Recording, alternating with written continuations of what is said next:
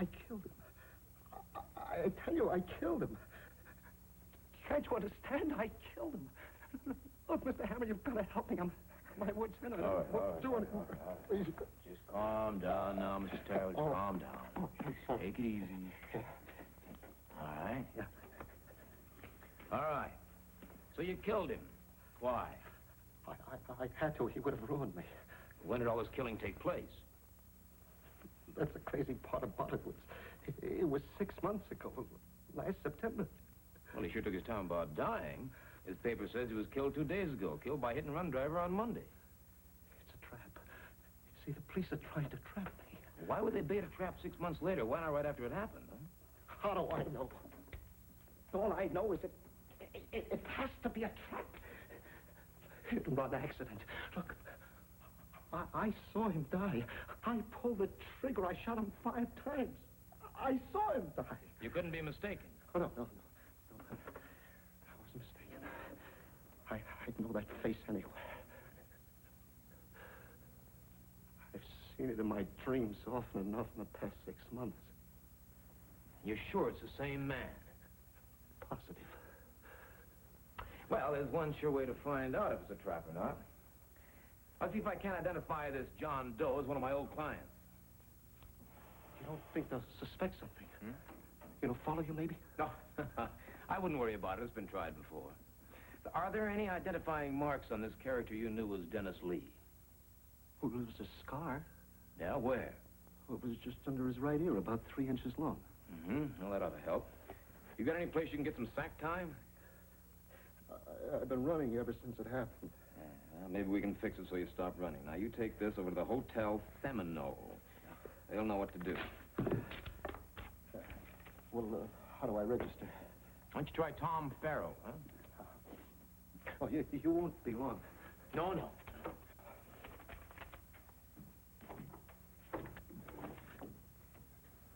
You think somebody spotted me and tipped them off? You think that's why they set the trap? If it is a trap.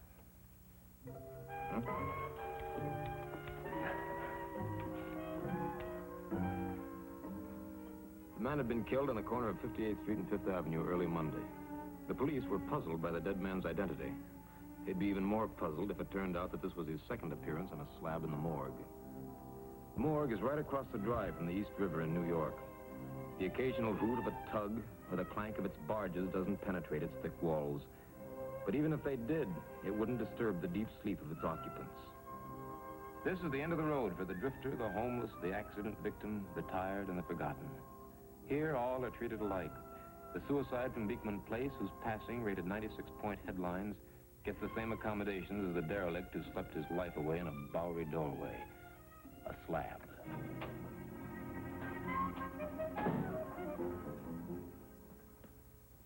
Looking for someone?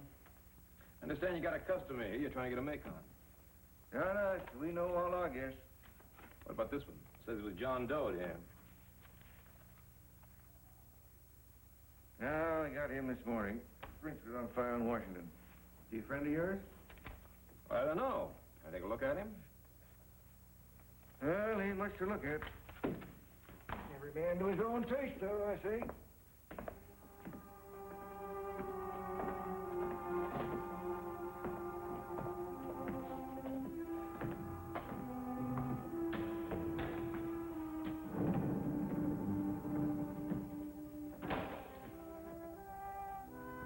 That your boy? Running from under his right ear for about 3 inches along the jawbone was a thin scar. The man on the slab was Abel Terrell's Dennis Lee. Never fails. Always rings when you're nowhere near it. Well, you go and answer the phone. I'll wait here. Well, I guess you're not going to run away with him. I'll be back in a minute. The only mark on the body was an old appendix scar. No bullet wounds, no other scars. My client would be glad to know that not only was there no trap, but he hadn't killed Dennis Lee. Well, I don't know. It's been a long time since I've seen him. Who was he? You'll have to get that from the medical examiner's office.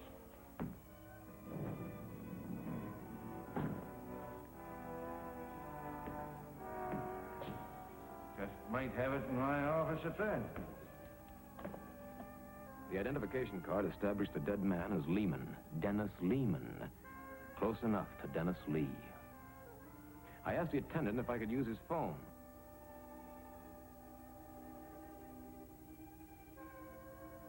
Dialed the number of the Hotel Seminole and asked for my client under the name of Tom Farrell. But my pigeon had flown. He registered in as I instructed him to do, but a few hours later he had rushed out. There was no message for me. A guy as scared and upset as Abel Terrell doesn't tear out of a safe hideout and wander around New York. Not without a good reason. I decided to get over to the Hotel Seminole quick and see if I could pick up his trail. Traffic being what it is in New York, I left my car at the hotel and went the route by cab. It took no longer to get uptown than it takes to climb Mount Everest.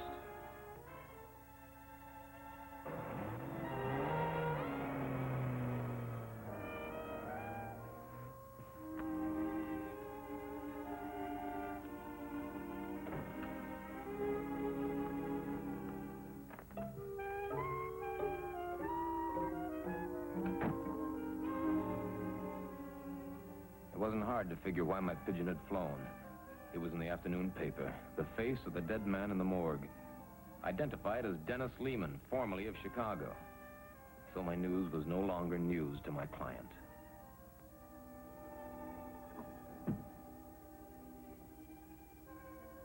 The mousy clerk didn't know anything about my client.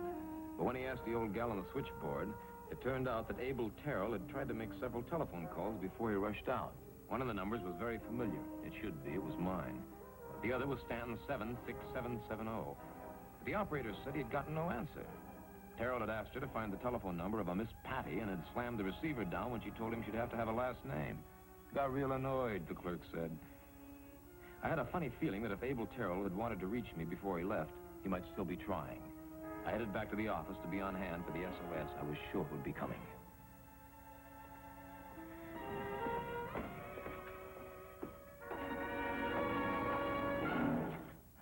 Matter, Mike? Nervous? You know, sneaking up on a guy like that's no way to break 90, Flannery. What are you doing here? I've been holding up your wall for the past 10 minutes. The boss says don't come back without you. All right, I'll be down in the... No. Look, Flannery, I told you I'll be down in Tell the captain. Flannery, he says go get the Seamus. So that's what I'm doing. Let's go.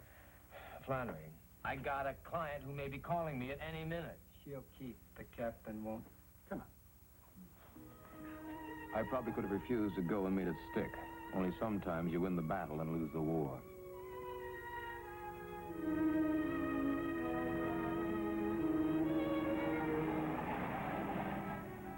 On the way, Flannery wasn't much of a conversationalist. For some reason, instead of cutting across town, we were heading downtown along East River Drive. Flannery didn't say why. I knew better than to ask.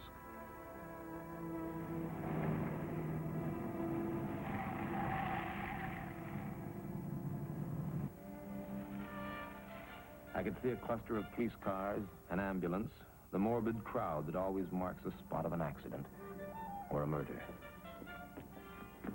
Hello, Mike. Thanks for coming. Yeah, you mean I had a choice, huh? Take a look. Anybody I know? You tell us.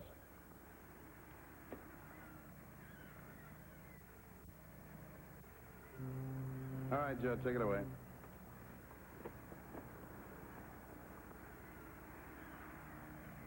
Well, am I supposed to know him? Look, buddy boy, I'm in no mood for games. What was your connection with him? If there was a connection. A slip with your name and office address on it says there was. Also a note to the Hotel Seminole telling him to bury the guy. Oh, yeah. Now I remember now, yeah. Well, I wanted him on ice so I could check some information. Don't make me pick it out of you, Mike. Who was he? He was a client. Gave me the name of Abel Terrell. Is that the name he used at the Hotel Seminole? No, he checked in there as Tom Farrell. Why? Well, he was disturbed. I didn't want him upset any more than he had to be.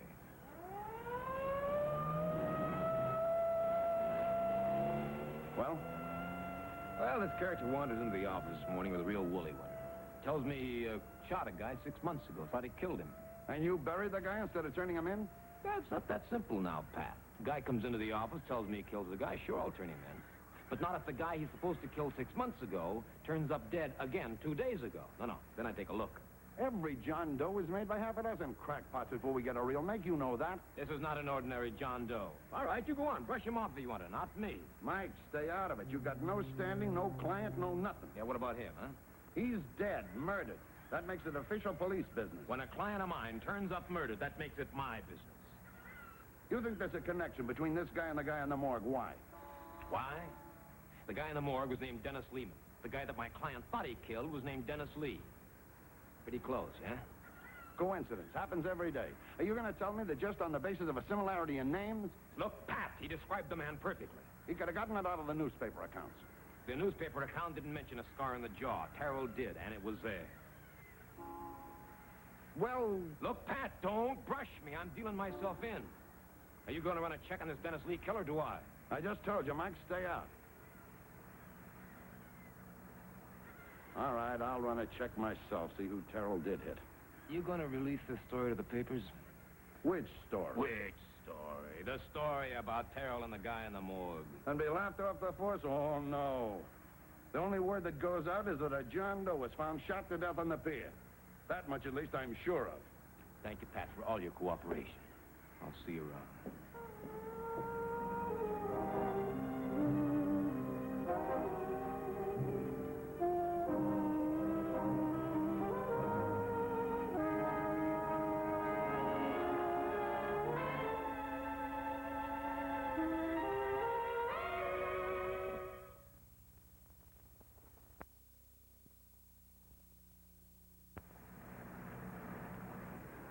By 9 o'clock, I knew that Stanton 76770 belonged to the club Canopy. It was a hole in the wall on Perry Street in the village. The star of the show was a pianist named Miss Patty. Abel Terrell had made an effort to contact two people, me and Miss Patty. It wasn't much of a lead, but it was the only one I had. I don't usually like to dress up even on Halloween. At a spot like this, there's always a chance you'll bump into some character who will recognize you, and always at the wrong time. It was a calculated risk. With no announcement of Abel Terrell's death out yet, time was working for me. Oh, table for one, sir? Well, I was hoping to meet somebody.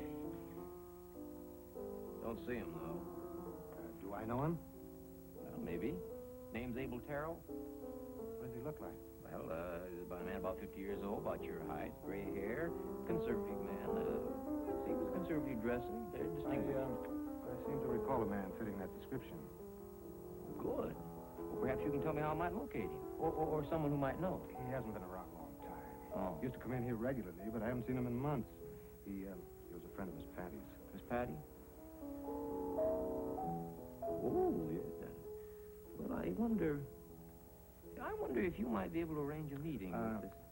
We don't allow our performers to mix with the guests. It's against the rules. Well, I wouldn't want you to break any rules, sir, but...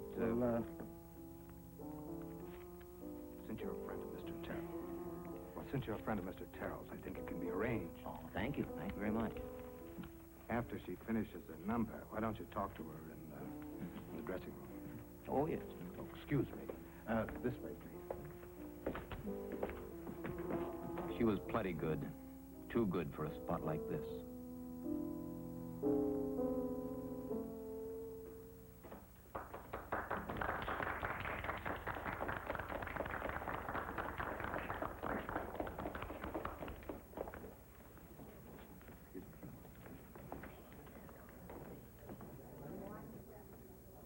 Hey, you headed in the wrong direction, cousin. It's all right, Stanley. The gentleman's a friend. Nobody gets in there without Miss Patty says so. I don't like nobody bothering Miss Patty. Nobody's gonna bother Miss Patty. The gentleman's a friend. I'm looking after her, cousin. I don't like nobody to get fresh with her. You understand? Mm-hmm. It's all right, Stanley. It's all right. Very difficult man, Stanley. First door to your right.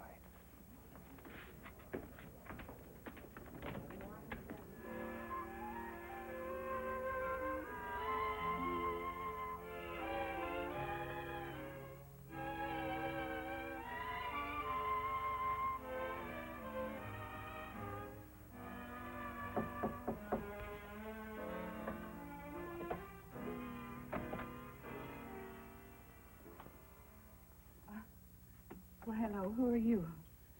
I hope you'll forgive this intrusion, Miss Patty. I'm a friend of Abel Terrell's. I'm trying to locate him. Oh, well, come in.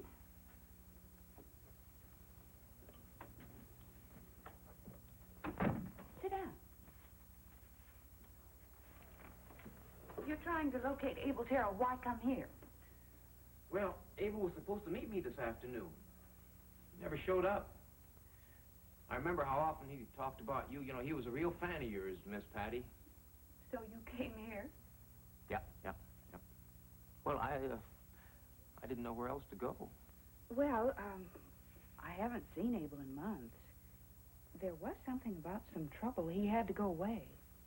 Yeah, he said something about trouble. Didn't tell me what it was, though. But that's all straightened out now. It's all right for him to come home. Oh? Yeah, excuse me. He told you it was all right for him to come back. Yeah, he said that's why he didn't have to hide anymore, but that's why he needed the money. The money? Mm-hmm. Yeah, he didn't tell me what it was. Said explain everything when he saw me. You know, he sounded real excited on the... We better not talk here. The walls are so thin. Could you meet me later? Well, I don't know. I said I'd be back in Watertown tomorrow morning. See, I got a business there. I'm in hardware. Well, I thought you wanted to locate Abel Terrell. Oh, but I do. Then why don't you let me help? Well, could you? Look, Mr. Hurley, Tom Hurley? Yes, Mr. Hurley. Abel went into hiding a couple of months ago. Now, how do I know you're not the man he's hiding from? I couldn't be. Why, Abel and I are old friends. We went to school together. Mm-hmm. Well, I'd like Abel to tell me that. You mean you know where you can contact him? Perhaps. Well, you just mentioned my name. You tell him Tom Hurley from Watertown is here with the money. Tom, if you're really his very good friend, you won't be angry at me for taking these precautions. I'm very fond of Abel, and I wouldn't want to do anything to hurt him. Do you understand? Well, then we understand each other, huh?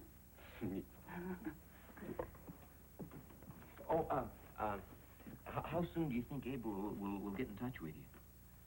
Well, I'm through here about 2:30. If he's around, I'm sure he'll contact me before that time. Why don't you and I meet after my last show?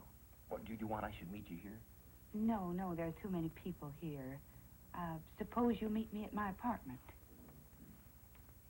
Where is it? Oh, it isn't far from here, 28 Dyson Street, apartment B1. Look, you take my key because you might get there before I do.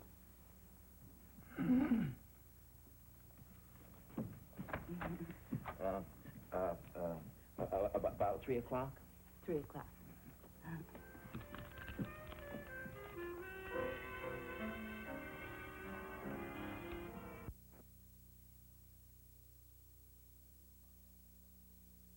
By 3 o'clock, I was sitting waiting at 28 Dyson Street, apartment B1. What are you doing here? I thought I told you to stay away from Miss Patty. But you don't understand, sir. Miss Out! Patty... Out!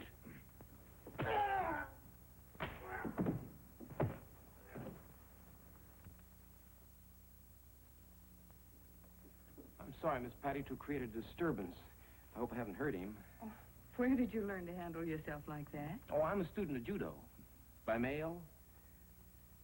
But I hope you don't think I go around striking people. Forget it. I shouldn't have brought him in with me, but, well, he always feels better if he sees me right to the door. I'll kill him. I'll kill him. Stanley, no, this is Tom Hurley. He's a friend of mine. He won't hurt me. It's all right. I don't want nobody to hurt you, Miss Patty. I know, he won't. Now, it's all right, okay? Okay, Miss Patty. Understand? You go on home and get some rest. Okay, Miss Patty. Sit down.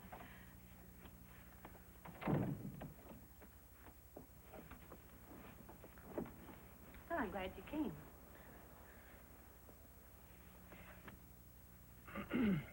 Have you heard from Abel? Oh, you're not flattering. Is that all you can think of? Oh, no, ma'am. It sure isn't. But, well, you see, like I told you, I've got to get back to Watertown. So I got a business there. And... I know you do. Would you be awfully disappointed if I told you I hadn't been able to reach him? Well, you could stay here. You wouldn't be bored. No, ma'am, I'm sure I wouldn't be. But, well, Isn't it kind of strange that Abel hasn't tried to contact you yet? Well, he might be afraid of Lou. Lou? My husband. Oh. Oh, we're separated. Lou's been very difficult. Well, that's the main reason I keep Stanley with me all the time. Lou would kill me if he could. Well, he must be crazy. Yes, he is. He's crazy with jealousy. Oh, look, I don't mean to worry you. Oh, I'm not worried, Miss Patty. I'm here on I just don't know what to do, Tom. I never know what he'll do or when he'll show up. Why, that must be terrible, just terrible. I don't want to burden you with my personal problems. Oh, no, it's not burdening me, Miss Patty. Why, well, if there's anything I can do to help, I'd certainly like to. Oh, that's so sweet of you. It means so much to me just to know I have a friend. And someone who really wants to help. What a cozy picture. Lou. Is that all you got to say to your ever-loving husband? What are you doing here, Lou? I saw that punch-drunk bodyguard of yours leave. This is the chance I've been waiting for. Now, sir, I know this looks very compromising. You stay out of there. Get out of here, Lou. You haven't any right here. No right. In my wife's apartment? Don't make me laugh. No jury would blame me for what I'm going to do. Now, just a minute, sir. Sit down. Lou, don't do anything crazy. You won't get away with it. Oh, no? Well, maybe you won't be around long enough to find out whether I do or not. But first, there's something I've been saving for you. Now, just a minute, sir. I can't allow you to... Well, maybe you'd feel a little more comfortable laying on the floor. Leave him alone, Lou. Give me that gun. Give it to me. Tom, stop him. He'll kill me. Now, wait a minute, mister. Just take it easy and nobody will get hurt. Just give me the gun. You understand what I'm saying to you? Just give me the gun. Give it to me!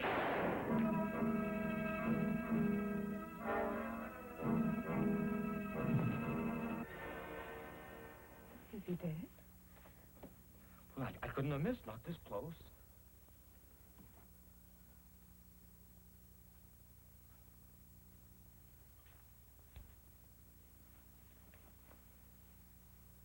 He doesn't have a gun. He's unarmed.